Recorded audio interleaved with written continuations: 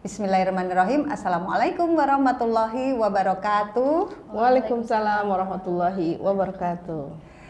Ya, mitra muslim, pernikahan antara laki-laki dan perempuan di mana satu laki-laki dan kemudian memiliki istri atau pasangan yang lebih dari satu. Ini sebenarnya sudah terjadi sejak ribuan tahun sebelum risalah dari Rasulullah Shallallahu Alaihi Wasallam datang. Tapi untuk masyarakat saat ini masih relate-kah pernikahan lebih dari satu atau yang kita sebut poligami? Atau haruskah kita menolak poligami? Nah, yuk kita bahas lengkapnya di dalam podcast Umi dan Emak ngobrol yuk nak.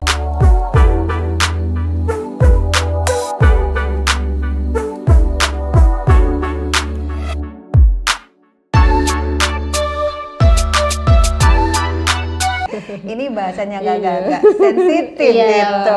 Apalagi untuk ibu-ibu. Iya, jadi agak heran aja kenapa kamu dia pengen bahas ini. Kenapa ini Kak? Fenomena poligami ini kan udah lama jadi ini ya perdebatan khususnya di masyarakat Indonesia. Karena banyak yang pro dan juga banyak yang kontra. Dan juga banyak yang mewajarkan dasar agama, lalu juga perilaku laki-laki yang katanya lebih ini ya, mungkin lebih katanya bernafsu. Jadi lebih fokusnya ke nafsu ya, bukan hal-hal yang lain gitu. Banyak yang itulah.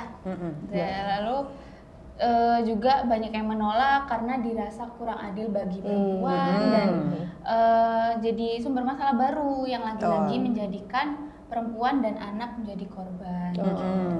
Nah, Mutia sebagai Gen Z ini mau tanya ke Umi dan Emak, sebagai sosok yang sudah berkeluarga nih, Umi dan Emak, gimana ya pandangan Umi dan Emak terhadap poligami dalam konteks Islam? Ya, kalau ayat-ayatnya nanti biar Umi aja ya. Ayatnya viral kok Mak.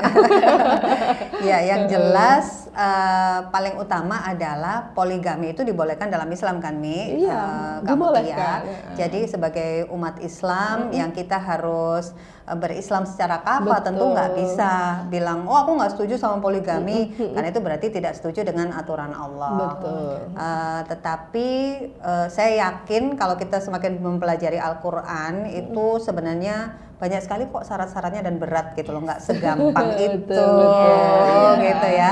Jadi yang pertama pasti kita nggak bisa bilang nggak setuju karena itu syariat dari Allah, tetapi tentu dengan persyaratan yang berat. Tapi kalau dari sisi manusianya, saya sih lebih memilih, ini kan pilihan ya, lebih memilih pernikahan yang monogami. Bukan poligami. Monogami aja udah berat Kak Ira. Sunatullah Mak, sunatullah kalau itu ya, sunatullah. Jadi memang kalau menurut Umi sih, kalau memandang poligami dalam syariat Islam itu tidak mewajibkan. Jadi Al-Quran tidak mewajibkan para laki-laki itu berpoligami. Hanya memang karena ini adalah sunnah Rasul, jadi laksanakan sunnah tidak apa-apa. Dan apabila engkau satu sebagai laki-laki itu mampu, dan kemudian bagi seorang istri itu juga menerima dengan ikhlas. Padahal ikhlas itu kan juga nggak gampang ya kan? Berat bro. Nanti insya Allah sih dalam Quran surat An-Nisa yang ayat 3 itu sudah viral ya. Jadi memang nikahilah ya kan, perempuan kalau memang engkau bisa dan mampu ya 2, 3, 4 ya kan. Tapi ya sebaiknya satu saja. Hanya tidak bisa adil ya. Hanya laki-laki itu tidak bisa adil dan juga tidak mampu. Nah, kadar kemampuan seorang laki-laki itu kan juga beda-beda ya Mak ya. Bisa ketika si laki-laki itu merasa mampu untuk berbagi, apalagi berbagi cinta dan lain-lainnya, dan kemudian berbagi harta, biasanya dua, laki-laki itu berbagi cinta dan berbagi harta, itu pasti mereka akan adil dalam batasan seorang laki-laki. Nah, batasan dalam perempuan itu seperti apa? Ketika seorang perempuan itu memang satu mempunyai masalah-masalah, misalnya tidak bisa memberikan keturunan, kemudian juga sedang sakit, yang tidak bisa melaksanakan kewajiban seorang istri, jadi ya akan sangat harus membolehkan untuk suaminya menikah lagi. Begitu menurut Umi. Tapi kita tuh penasaran ya Mi ya, sebenarnya Gen Z itu memandang hal ini seperti apa sih Kak? Iya. Kalau dari Mutia sendiri, poligami ini karena apa ya? Mungkin karena sekarang berita-berita yang muncul itu kan ini ya, berita yang kurang bagus gitu. Apalagi jadi kayak diam-diam menikah lagi gitu ya. Ada gitu yang ya. katanya dinas keluar kota tapi ternyata menikah lagi dan lain sebagainya. Itu bikin Gen Z itu jadi skeptis gitu tentang itu poligami. ya masalahnya ternyata. Mungkin ada yang tidak setuju, tapi Mutia pribadi hanya kayak kurang yakin gitu. Apakah poligami ini pilihan yang bijaksana bagi laki-laki untuk akhirnya menikah dengan lebih dari satu perempuan? Iya.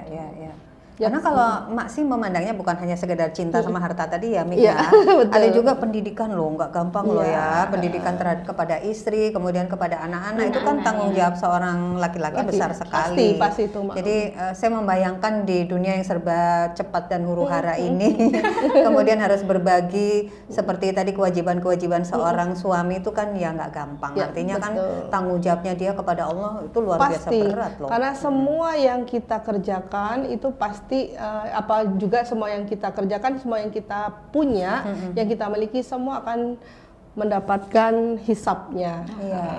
Dan bagi laki-laki yang memang ya kan sudah merasa mampu ya, kemudian sudah merasa bahwa saya bisa berpoligami, ya dipersilahkan, ya pastinya hisapnya akan tambah lebih banyak lagi. Stigma di masyarakat memang kan masih kurang ini ya, kurang sesuai gitu. Kayak kemarin ada seorang calon kepala daerah yang memperkenalkan 4 istrinya. Itu aja kita sudah underestimate gitu. Betul. Mana semuanya kan kayak seumur gitu ya. Jadi kita kok gitu sih gitu ya. Padahal memang Islam sendiri tidak melarang, cuman juga tidak memerintahkan ya Mi ya. Betul, tidak mewajibkan. Tidak mewajibkan. Nah, hanya memang kalau beliau mampu dan kemudian beliau merasakan bahwa saya bisa bersikap adil secara cinta dan harta, ya monggo. Dan biasanya laki-laki itu ketika dia lebih punya lebih dari satu, dia pasti akan lebih bertanggung jawab. Terus dia harusnya.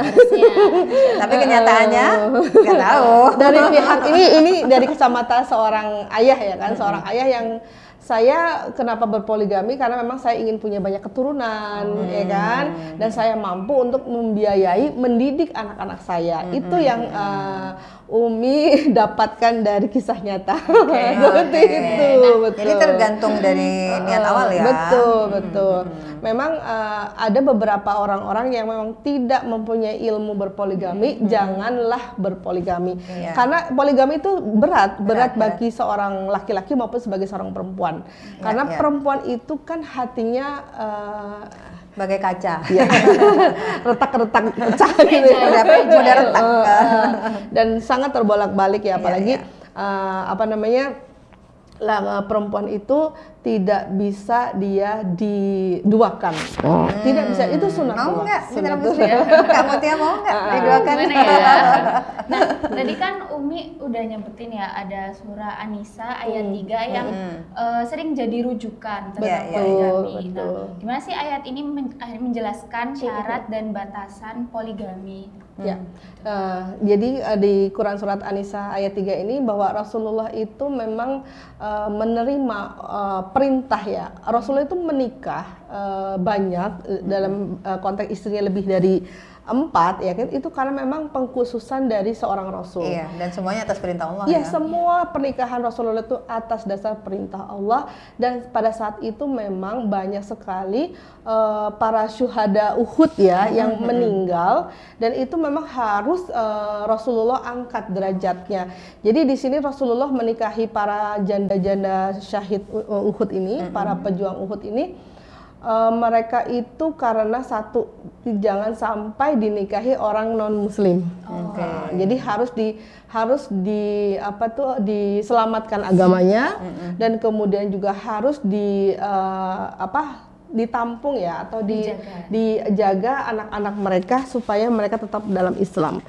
Seperti itu. Benar sih, Kak Mutia kan Mak kemarin alhamdulillah sempat bikin program namanya Ummahatul Mukminin ya. Jadi apa namanya, ibunya kaum mukmin, dan itu menceritakan istri-istri Rasulullah. Masya Allah ya, ternyata memang setiap pernikahan yang diperintahkan Allah kepada Rasulullah itu selalu ada hikmahnya. Pasti. Selalu ada pelajarannya. Pasti. Yang jadi pelajaran itu nyata gitu loh, nyata yang dilakukan oleh Rasulullah ketika seorang istri mungkin saling bergosip dengan yang lain, atau seorang istri yang tidak menutup aurat, atau apa, semua selalu ada. Bahkan ada salah satu kisahnya ketika beliau menikah dengan diperintahkan menikah dengan Safiyah binti Huyai, anak seorang pembesar Yahudi, itu kan juga hikmahnya luar biasa, karena begitu dinikahi oleh Rasulullah maka begitu banyak orang yang akhirnya satu kabilah menikahnya itu bukan karena nafsu atau apa, tapi untuk impact yang Betul. lebih besar ya. Jadi Kak Mutia, dalam konteks poligami ini ada dua sebetulnya, ada dua kriteria atau ada dua pandangan ya, dimana satu pandangan bahwa pengkhususan poligami itu memang hanya untuk Rasulullah, dan di umatnya itu sebetulnya untuk pembatasan. Jadi di zaman dahulu itu mereka punya itu tuh 11, 13, 20 gitu. Contoh kita kisah Nabi Sulaiman ya, istrinya Nabi Sulaiman ya, gitu. sebelum risalah Islam datang kan sampai 100 kan. Betul. Memang istri Nabi Sulaiman dibatasi karena Allah kan Maha tahu sifatnya laki-laki seperti apa begitu. Tapi tetap saja tentu dengan konsekuensi yang hisapnya itu berat. Betul. Gitu jadi loh. batasannya untuk seorang suami itu beristri itu maksimal 4, Kak Mutia dan Emak. Dan syarat-syaratnya itu pasti mereka mampu ya kan, mampu dalam arti mengopeni, lahir batin lah pokoknya, menghidupi lahir batin dari cinta dan harta. Itu pasti harus dua sisi itu yang harus dipenuhi seorang laki-laki. Dan ya pasti itu nanti konteks harta itu kan berarti pendidikan yang baik, penghidupan yang layak, pendidikan rumah, agama, mobil ya kan, semuanya dari sisi harta secara dunia. Nah, secara ruhrawinya dari cinta. Dia mampu berbagi, kata suaminya mampu. Tapi balik lagi pandangan istri beda lagi ya. Kita nanti nggak akan ngomong itu.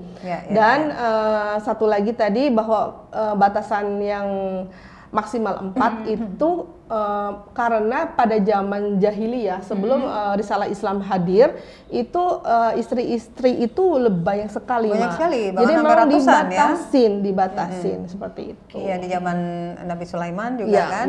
Betul, dibatasi, dan memang untuk Rasulullah sendiri Ummahatul Mukmininnya itu benar-benar spesial, Kak Mutia. Jadi seperti misalnya ketika Rasulullah meninggal maka tidak ada yang boleh menikahi janda-janda Rasulullah. Itu nggak boleh. Pengkhususan beda dengan manusia biasa seperti kita ya. Kalau misalnya suaminya meninggal kemudian istri-istri mereka itu menikah lagi dengan orang lain, ya nggak apa-apa gitu. Nah, kenapa sih Islam ini membolehkan poligami? Apa ada latar belakang sosial atau historis yang menjadi alasan dibalik pembolehan poligami ini?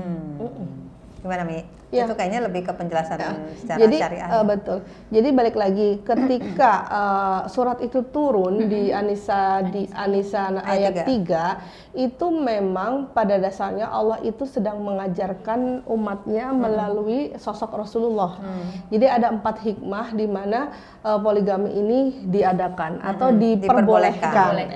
Yang pertama ketika Rasulullah menikahi Aisyah, itu kan di sana Rasulullah menikahi anak dari sahabatnya.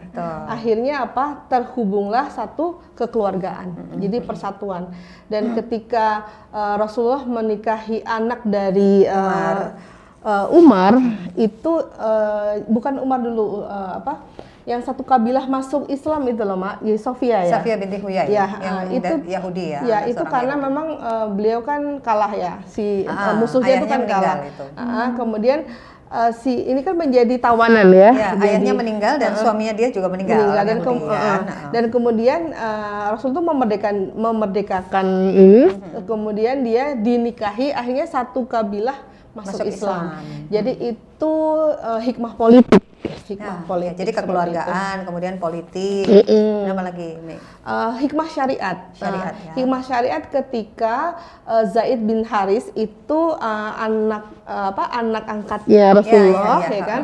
Anak angkat Rasulullah itu bercerai dengan istrinya, dan kemudian Rasulullah meminta Allah meminta kepada Rasulullah untuk menikahi bekas dari janda anak angkatnya. Karena dalam Islam kan nggak ada adopsi, Kak, nggak boleh ya. Dan di situ hikmah syariatnya bahwa ada perbedaan antara anak kandung dan anak tidak kandung, anak kandung. Jadi kalau jandanya anak kandung tidak boleh dinikahi oleh mertuanya, tetapi kalau bukan anak kandung boleh. Jadi memang selalu ada pelajaran. Selalu ada pelajaran. Dan yang terakhir ini yang paling kita dapat hikmahnya sampai hari ini, sampai saat ini Umi merasakannya bahwa ada hikmah pendidikan. Ketika Bunda Aisyah ya. Jadi ketika Bunda Aisyah itu dinikahi Rasulullah, itu kan juga sudah di awal kan, di awal kenabian. Ternyata sekarang ini banyak sekali hadis-hadis yang dilewatkan dari Ibunda Aisyah ini, banyak sekali ribuan hadis. Dan ketika pada masa Rasulullah itu banyak sekali problema muslimah yang Rasulullah tidak bisa untuk memberikan nasihatnya, dilewatkan kaum wanita, kepada kaum wanita, jadi dilewatkan oleh Bunda Aisyah ini. Jadi lebih ke ini ya, untuk penyebaran dakwah yang lebih luas. Pasti, lebih menyambung. Betul. Kekeluargaan, politik, kemudian syariat, kemudian pendidikan. Jadi persatuan politik sama syariat dan pendidikan. Itu juga baru tahu loh, kenapa ketika Nabi mengkhitbah Aisyah itu dalam usia yang masih sangat muda kan. Nah, itu kan sering dibuat oleh orang-orang yang membenci Islam itu sebagai umpatan makian kepada Islam. Padahal ternyata itu kan tidak langsung begitu ya. Jadi dinikahi tapi tidak langsung dalam satu rumah. Beliau tetap tinggal bersama ayahandanya Abu Bakar. Dan ternyata hikmahnya yang paling luar biasa itu adalah bahwa Aisyah ini dalam bimbingan pendidikan Rasulullah sedari usia dini. Dan beliau ini kan sangat cerdas ya. Beliau sangat cerdas. Jadi benar-benar sejak masa kecil beliau itu sudah bisa menceritakan, artinya menyampaikan hadis-hadis yang dimana beliau ini tinggal bersama Rasulullah sejak masih usia dini. Nah, itu salah satu hikmahnya, Kak Mutia. Dan satu lagi juga ada yang mewarisi hadis-hadis ini selain Bunda Aisyah itu Ibnu Abbas. Itu kita banyak sekali mendapatkan pelajaran-pelajaran dari kisah-kisah Rasulullah dari beliau berdua. Nah, misal nih ya, Umi, misal ya. Pasangan kita ini memilih untuk berpoligami. Haruskah dengan izin istri pertama? Dan apakah boleh bila istri pertama ini tidak mengizinkan atau menolak? Apakah harus izin? Dalam Al-Quran tidak masalah. Tidak wajib ya? Tidak masalah tidak izin. Ya, jadi secara syariat memang ya untuk masalah bab perizinan, laki-laki boleh kok menikah tanpa izin istri pertama. Laki-laki boleh menikah lagi. Laki-laki boleh menikah lagi tanpa izin istri pertama. Boleh. Hanya ada komanya, masih koma ya, belum titik. Belum titik. Kalau resikonya banyak kalau tidak izin, banyak sekali. Emak tuh pernah dengar kajian Ustadz Agung Cahyadi di radio kita, ya pernah menanyakan seperti itu. Jadi memang iya ya, nggak harus izin, tetapi jika mudorotnya jauh lebih besar, itu ya memang lebih baik itu semua serba terbuka gitu, dikomunikasikan. Pasti bukan jika, Mak. Pasti mudorotnya banyak. Mudorotnya, maksudnya pasti itu pasti mudorotnya besar sekali gitu ya. Ada merasa dikhianati, dikecewakan dan sebagainya. Jadi memang sebaiknya itu terbuka gitu. Tapi kalau misalnya istri yang pertama tidak menyetujui, berarti boleh dong. Misalnya meminta cerai gitu boleh. Nah, ini laki-laki yang meminta izin kepada istrinya untuk menikah lagi dan kemudian si perempuan ini, si wanita ini meminta cerai, itu hukumnya tidak boleh atau haram. Dia tidak akan mencium bau wanginya surga, Mak. Dari hadis riwayat Tirmizi ya, insyaallah. Dan kalaupun memang ketika dalam perjalanan pernikahan itu si suaminya tidak bisa melaksanakan kewajiban-kewajiban dia kepada istri pertama dan istri kedua tidak secara adil gitu secara adil menurut istri pertamanya atau keduanya, boleh meminta cerai. Tidak Jadi, mengapa. setelah terjadi pernikahan itu, Ya, setelah terjadi ketika pernikahan. benar-benar tidak ada tidak menunaikan kewajibannya, seorang suami tidak menunaikan kewajibannya, betul. baru si istri boleh meminta cerai, Iya, begitu ya? boleh, boleh. Tapi dia nikah dulu. Tapi ketika nih ya, ketika tahu-tahu datang minta nikah lagi, kemudian istrinya nggak mau, aku ceraikan saja. Nah, itu yang nggak boleh. Itu yang nggak Jadi boleh. Maksud tetap itu ini ya, lihat apakah hak-haknya ditunaikan, kewajibannya ditunaikan, haknya si istri dapat sesuai seadil-adilnya. Tapi adil manusia itu susah loh. Iya. Apalagi ketika nih Mak sama Kak Mutia, si wanitanya itu dia sakit ya, tidak bisa melaksanakan kewajibannya seperti sebagai seorang istri ya, melayani ya kan. Dan kemudian dia juga tidak bisa memberikan keturunan. Jadi tidak boleh melarang suami untuk berpoligami kalau beliau berkeinginan. Seperti itu. Berarti pertama, bila istri ini tidak setuju, diskusikan pasti, terlebih dahulu. Semua diskusi, betul. Nah, baru tidak boleh serta-merta langsung menolak meminta cerai, bila tidak ada alasan yang syar'i gitu. Nah, ketika sudah terjadi pernikahan, sudah terjadi poligami tersebut, lalu berlaku tidak adil, sang suami berlaku tidak adil, baru si istri boleh mengajukan cerai. Jadi Gen Z itu kenapa skeptis ya dengan bab poligami ya? Mungkin sensitif lah. Mungkin para wanita juga sensitif karena ini Gen X juga sensitif. Gen X ya, Gen X ya, Mak ya. Jadi karena mereka itu diwaswaskan oleh syaitan, Mak. Dengan kata bahwa orang yang berpoligami itu pasti merendahkan cinta, merendahkan wanita, ya, gitu. Karena tidak memuliakan istrinya. Mungkin juga karena di masyarakat yang terjadi seperti itu ya. Betul. Karena seringnya yang terlihat di media kasus-kasusnya yang muncul seperti itu. Apalagi wanitanya cantik, terkenal, Meski gitu ya. memang dalam kenyataannya kita juga melihat banyak kok ya, misalnya ulama, kemudian tokoh-tokoh yang bisa berpoligami dan berjalan dengan baik gitu. Itu tapi karena kan itu bisa dihitung mampu, jari. karena beliau itu mampu. Beliau mampu secara ilmu, dia mampu secara harta dan mampu secara cinta. Seperti itu. Ilmu, harta dan cinta. Ya, jadi para harta, tahta dan mutia. Betul. Dan biasanya ketika orang berpoligami itu pasti akan menghancurkan cinta, Mak. Cinta istri pertama, kedua, ketiga, keempat. Nah, bagaimana suami itu bisa menjaga keutuhan cinta itu dalam rumah tangga mereka? Itu yang harus punya ilmunya. Yang memang harus diingat juga, Rasulullah ini monogami dengan Bunda Khadijah sampai beliau meninggal. Kemudian Rasulullah juga menginginkan putri beliau Fatimah Az-Zahra ketika menikah dengan Ali juga tidak dipoligami gitu. Jadi Khalifah Ali itu berpoligami setelah Bunda Fatimah sudah meninggal gitu. Ya memang, jadi dari kalangan para ulama itu ada dua pendapat masalah, yang satu membolehkan poligami atau ya memubahkan poligami itu ya, Mak ya. Jadi memang Rasulullah itu lama pernikahannya dengan Bunda Khadijah itu lebih lama dibandingkan dengan Aisyah. Kan meninggal dulu kan Rasulullah kan. Jadi masa pernikahan Rasulullah dengan Aisyah dan masa pernikahan Rasulullah dengan Bunda Khadijah itu lebih lama masa pernikahan dengan Bunda Khadijah. Seperti itu.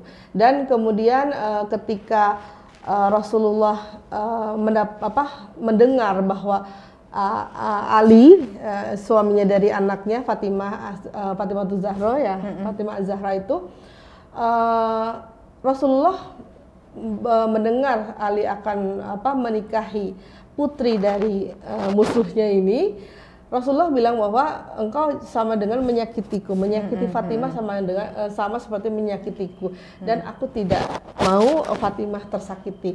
Jadi di sini Rasulullah juga tidak membolehkan Ali itu mempoligami Fatimah. Jadi di situ sebetulnya para ulama pun setuju bahwa memang Rasulullah dan Ali ini memang monogami gitu kan. Setelah beliau meninggal, baru mereka mengikuti syariat Islam. Dari ya itu tadi yang Gen Z ini kan kebanyakan skeptis karena berita-berita yang muncul itu oknum-oknum yang kurang bertanggung jawab ya Umi Emak. Nah, banyaknya oknum laki-laki yang berpoligami ini biasanya kebanyakan berdalih daripada selingkuh, daripada zina, atau daripada sama perempuan di luar yang bukan mahramnya gitu. Nah, tapi nyatanya ketika sudah berpoligami ini malah tidak bisa bersikap adil gitu. Nah, bagaimana ya hukumnya bagi suami yang berpoligami tapi tidak bisa menjalankan kewajibannya dengan baik? Gimana hukumnya? Ya, kalau kan memang syaratnya ketika kita berpoligami untuk seorang laki-laki kan dia mampu. Iya, mampu. Mampu secara ilmu, cinta, adil, dan harta.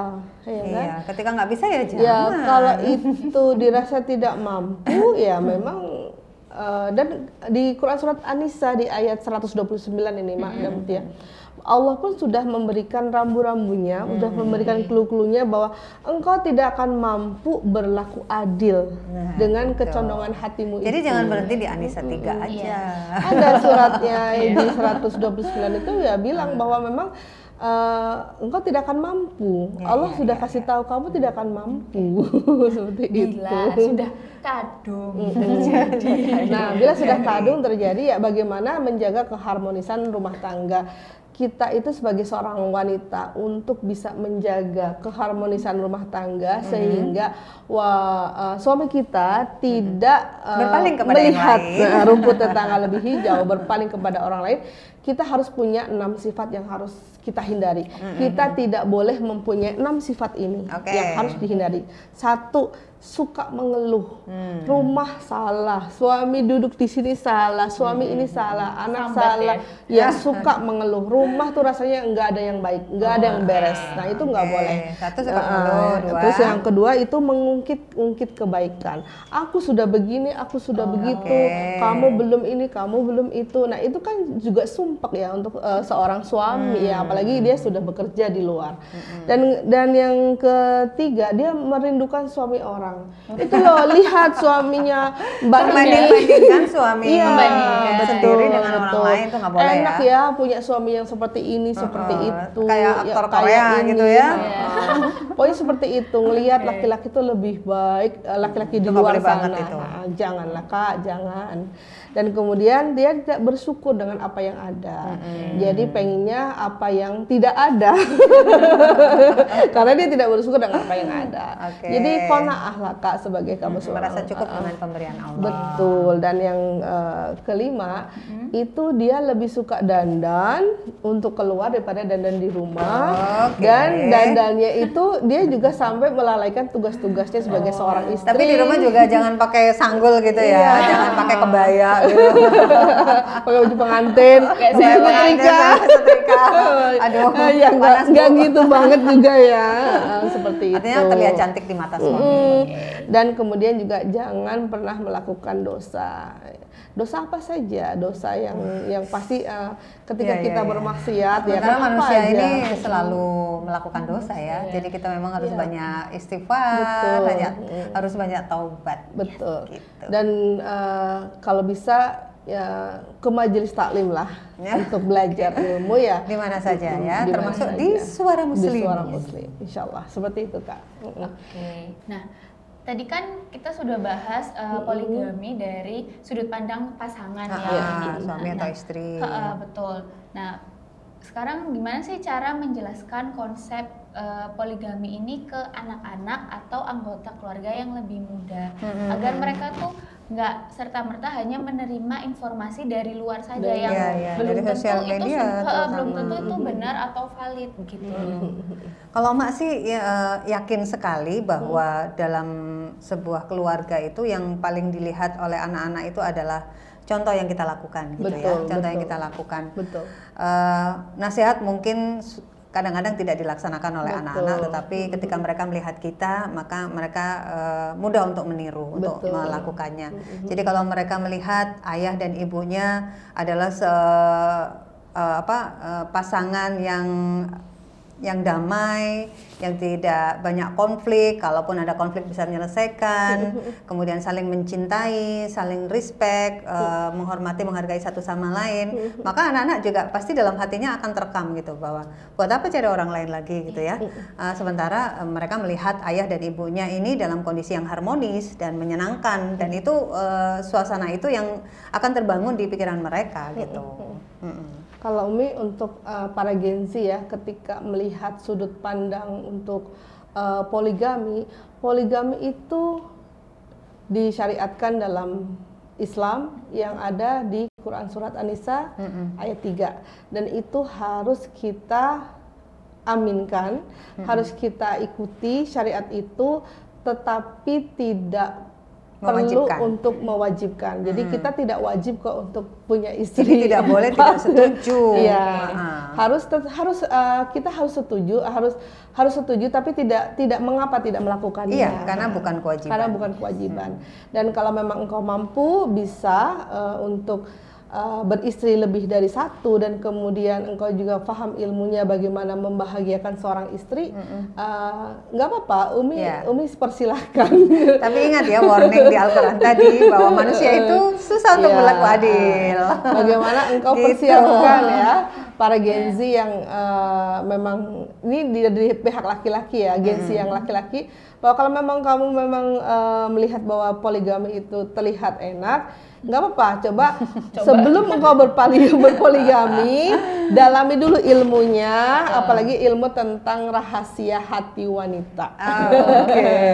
Berarti tidak hanya berhenti di ayat yang membolehkan, ya, tapi ada peringatan dari Allah yang cukup keras juga ya, artinya bahwa manusia ini memang susah untuk.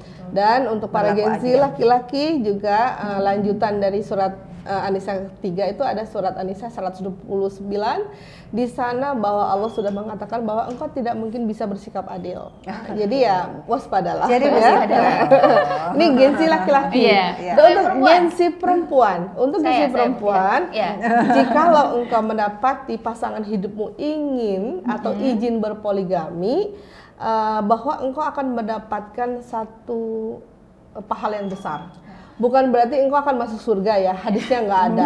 Jadi para istri, pahala yang besar. Para istri yang membolehkan suaminya berpoligami akan mendapatkan hadiah surga. No, bukan. Pahala yang besar. Pahala yang besar. Satu, karena engkau merelakan suamimu berbagi cinta, berbagi harta, berbagi bahagia. Itu pahala besar untuk dirimu, dan kemudian engkau taat. Nah, taat itulah yang akan mengantarkan kamu menuju surga. Dan engkau juga membahagiakan wanita yang lain. Itu Allah berikan juga pahala besar. Tapi perih di sini.